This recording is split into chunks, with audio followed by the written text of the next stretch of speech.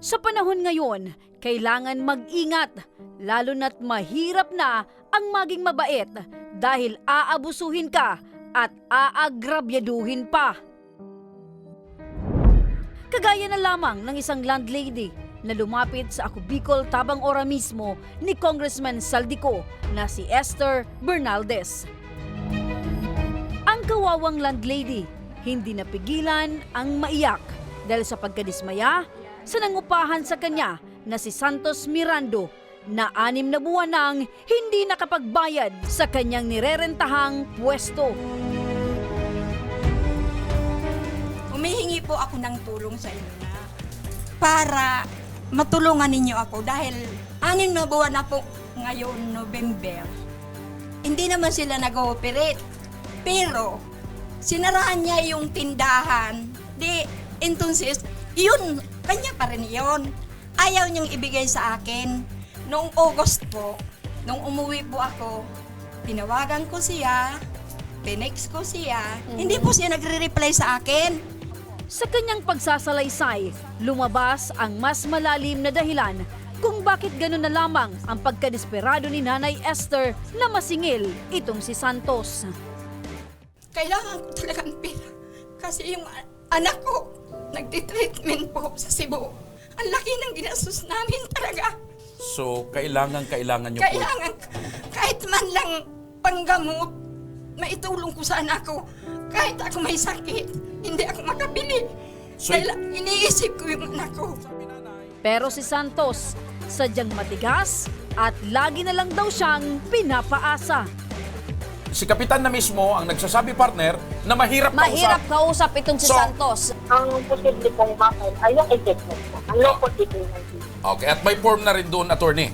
Opo, Yan po ang napipil. local detainment cost, kailangan po din ng abogado at pwede naman po siyang po ng pagkakas. Pangako ng pangako, hindi naman nagbabayad. Hindi pa sumisipot sa barangay. Correct. At ang pinakamasaklap nito, medyo bastos pa. Binaba na yung telepono. Makatotoo ka, Santos. Sa Webes, ang pangako mo, magbabayad ka. Pero ang sabi mo, mag-uusap-usap pa kayo ng tito mo. Kaya agad na tumungo ang aming team Tabang Ora mismo ni Congressman Saldico sa Bunker 1, Legazpi City upang alamin kung tumupad na sa usapan si Santos. Pagdating namin sa lugar ni Nanay Esther ay agad niya kaming sinalubong. Kumusta yung problema mo? Naghihintay sa... Ayon sa kanya, agad daw na humingi ng tawad si Santos sa kanyang naging kasalanan. Ayaw sanang pumunta doon sa barangay. Sabi ko, doon tayo. Hindi ko kukunin ang pera, doon tayo. Basta So magpirma dapat pala ka. dito ka sana bibigyan ng Oo, dito lang. 5,000. Ang ibig niyang sabihin, dito lang. Kasi ayaw niya laging nasa barangay. Sabi ko, doon tayo. Hindi ko kukunin yan. Pag hindi ka nagpirma, bahala ka sa buhay mo kung anong mangyari. Sabi daw ni Kapitan, kami na lang ang mag-usap. Sabi ko, hindi pwede. Kailangan mayroon tayo ditong Kasulatan. Oo, kasulatan. Nung dumating nga si Ed, maganda talagang ganyan.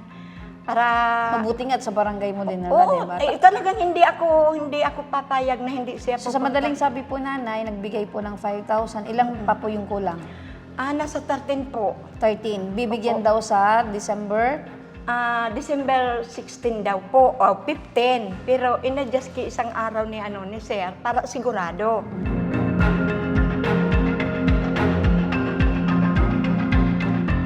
Ilang buwan?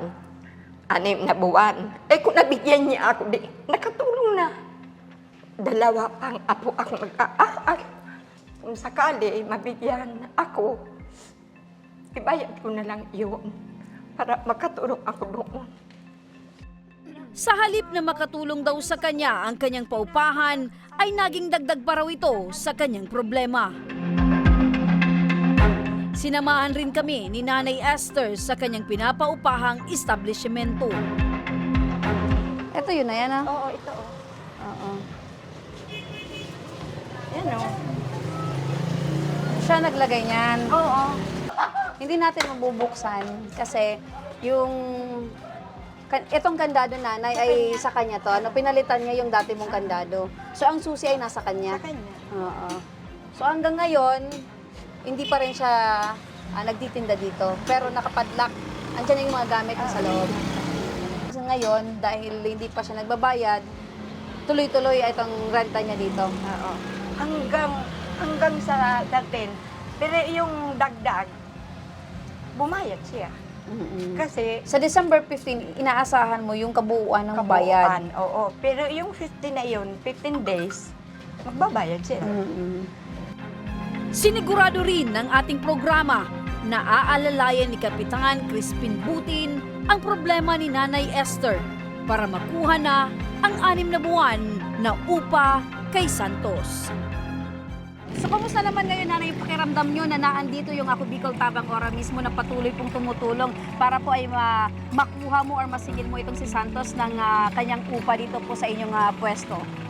Nagpapasalamat ako sa Ako Bicol dahil siya tumulong sa akin sa mga problemang dumating sa akin tungkol dito sa aking rintahan na mahigit na 6 na buwan, hindi siya nagbabayad.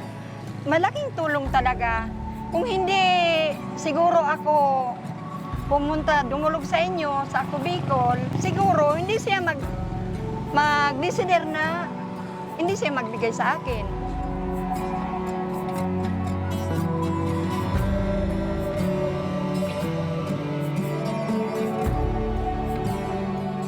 Maraming salamat, Ako Bicol Tabang Ora mismo.